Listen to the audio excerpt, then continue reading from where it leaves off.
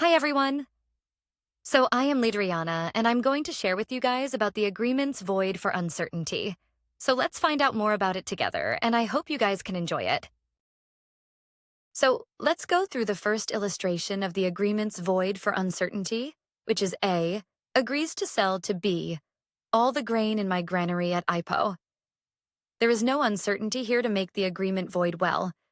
In the scenario where A agrees to sell to B, all the grain in my granary at IPO, the agreement is generally considered valid and enforceable under contract law, particularly as it pertains to the sale of goods.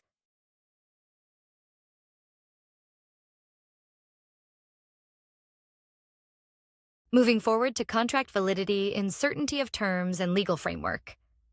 So, about the certainty of terms, where the phrase, all the grain in my granary at IPO, provides clear terms regarding what is being sold, which is the grain, and where it is located, which is the granary at IPO.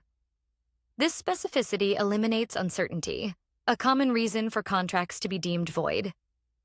Additionally, according to legal principles, an agreement must have clear terms to be enforceable, and this agreement meets that criterion. Meanwhile, the legal framework is about under the Contracts Act 1950, which governs agreements in Malaysia. An agreement that is not vague or uncertain is generally enforceable. The law states that an agreement must be capable of being performed and not be void for uncertainty. Besides, since both parties understand what is being sold and the location, this agreement stands firm against challenges based on vagueness. Moreover, about enforceability in written agreements is, while oral agreements can be binding, certain jurisdictions require written contracts for sales exceeding a specific amount.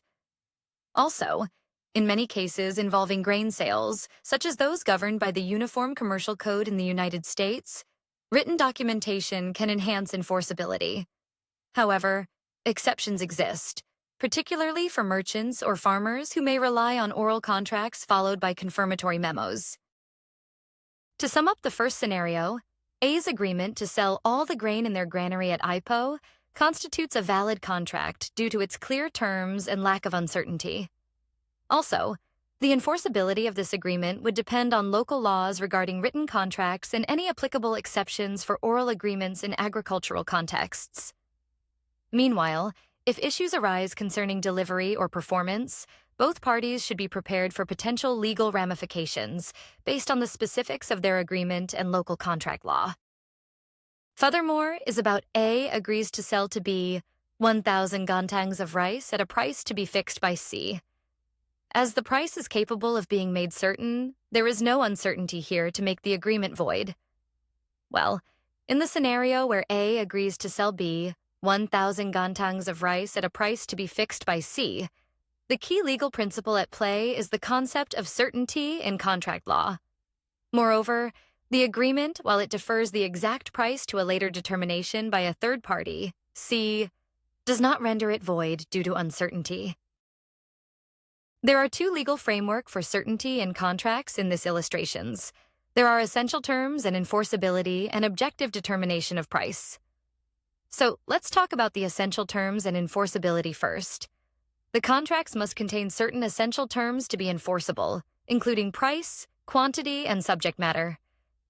However, the law recognizes that not every detail needs to be specified at the outset. As long as there is a mechanism in place for determining these terms, the contract can still be valid. All right. So moving to objective determination of price, where in this case, the price is not left entirely open-ended. It is to be determined by C, which provides a clear mechanism for establishing the price. Meanwhile, courts have upheld that if a contract allows for an objective method to ascertain missing terms, like price, then it does not suffer from indefiniteness. Well, this principle is supported by various legal precedents, which state that contracts can be enforceable even if they do not specify every detail up front as long as there is a reasonable basis for determining those details later. Furthermore, there also have two practical implications in this illustration, which are mechanism for price determination and the court's role. Well, in the mechanism for price determination, where by involving C in fixing the price, A and B have established an external reference point that can be objectively evaluated. This avoids the pitfalls of an agreement to agree, which is often deemed unenforceable due to vagueness. So, in a court's role, it is about if disputes arise regarding the price, courts can intervene by applying established legal standards or methods for determining what constitutes a fair price based on market conditions or other relevant criteria.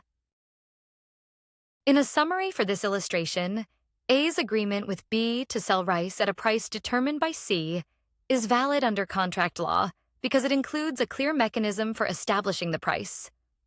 Also, this arrangement allows for sufficient certainty regarding essential terms, enabling enforcement by courts if necessary.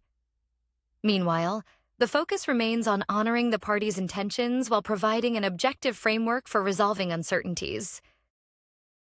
Last but not least, it is the last illustration already, which are A agrees to sell to B my white horse for 500 ringgit or 1,000 ringgit. There is nothing to show which of the two prices was to be given. The agreement is void.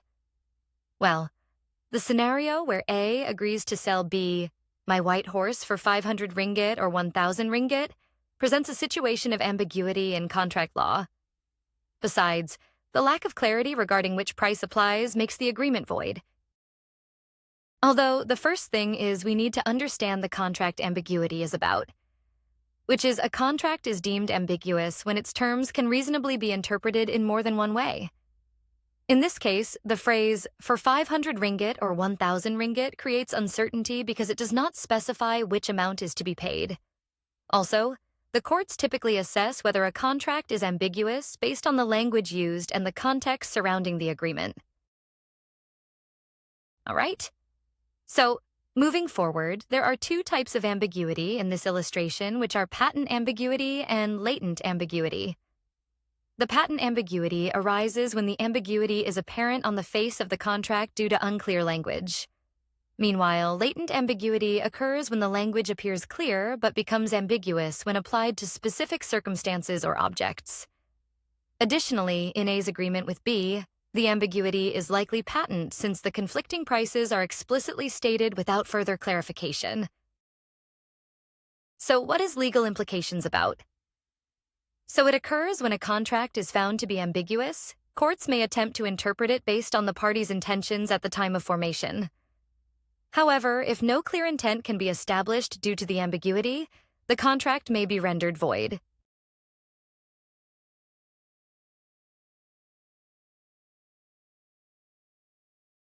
So I think that's all from me, and thanks for spending your time. Bye-bye.